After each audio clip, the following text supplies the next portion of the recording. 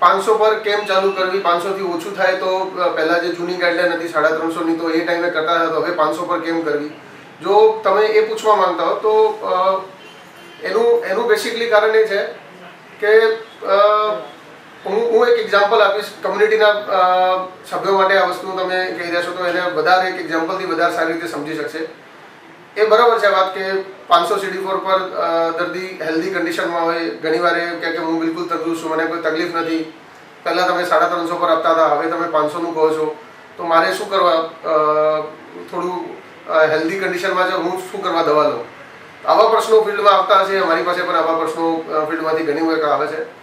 એક સિમ્પલ એનું એક એક્ઝામ્પલ આપીને હું વાત કરવા માંગીશ કે ઘણીવાર શું થાય છે, આપણે તંદુરસ્ત છીએ, આપણને દેખાય છે કે મને કોઈ તકલીફ નથી, પરંતુ એ આપણને ખબર નથી કાલે આપણી સાથે શું થવાનું છે. અને CD4 એક એવી કાઉન્ટ છે જે આપણી રોગપ્રતિકારક શક્તિને બતાવે છે. એટલે જો તમારી CD4 કાઉન્ટ ડાઉન થયા કરશે અને એના પછી તમે ART ચાલુ કરવા જશો તો ઘણી વખત મોડું પણ થઈ ગયું હોય, બીજું કોઈ રોગ એવું લાગુ પડી ગયું હોય જેના લીધે વધારે પડતા CD4 કાઉન્ટ ડાઉન થઈ જાય અને ત્યાર પછી આપણે ART ચાલુ કરીને પણ એને બહુ સારું કંઈ કામ ના કરી શકતા હોઈએ. આપણે એક કોઈ પેશન્ટ એલ્કોહોલિક હોય તો એને આપણે જો આપણે એના લીવર કે કિડની પર અસર પડતી હોય, બરાબર, તો આપણે એને આપણે શું કહીએ કે તમારું લીવર કિડની છે એ ડેમેજ થઈ રહ્યું છે અને એના માટે એક જ રસ્તો છે કે તમે જે દારૂ પીઓ છો કે એલ્કોહોલ જે તમે લો છો એને તમારે બંધ કરવું પડે. એના સિવાય આપણી પાસે કોઈ દવા કે કંઈ વસ્તુ નથી.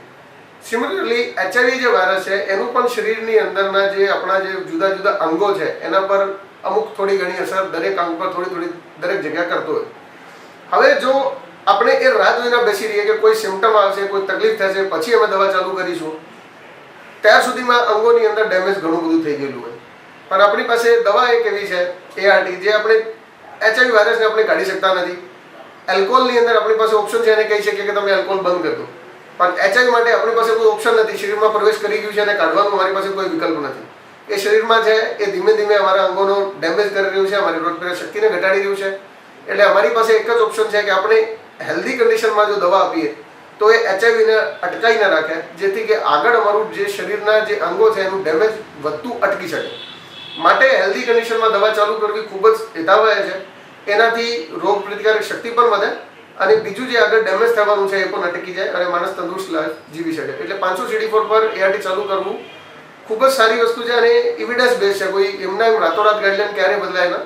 એ દરેક વસ્તુ રિસર્ચ અને સાયન્ટિફિક બેઝડ હોય અને સાયન્ટિફિક એવિડન્સ એ કહે છે તમે 500 CD4 પર ચાલુ કરશો તો એનાથી પેશન્ટની આયુષ તમે લંબાવી શકો.